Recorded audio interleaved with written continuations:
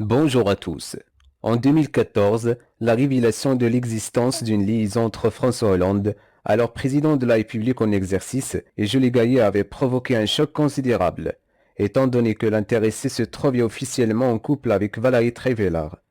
Ce scandale avait conduit François Hollande à officialiser sa rupture avec la journaliste, une période très difficile que Valérie avait relatée dans son livre Merci pour ce moment, où elle n'épargnait pas son ancien compagnon, en dépit de la vague de répercussions occasionnées par leur relation.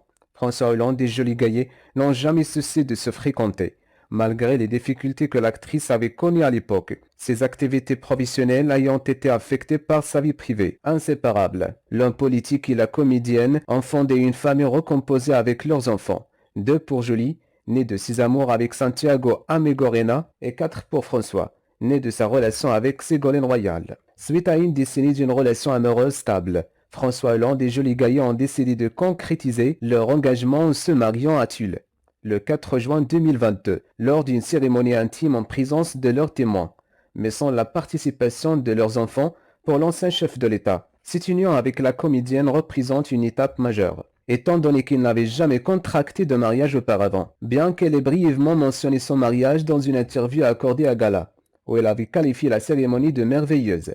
Julie Gaillet n'avait jamais révélé les détails de cette journée magique. Dans une entrevue accordée à elle, l'actrice de 50 ans s'est finalement confiée sur cette union avec l'homme de sa vie, en expliquant les raisons qui les ont poussés à franchir le pas. François et moi avons tendance à être très discrets.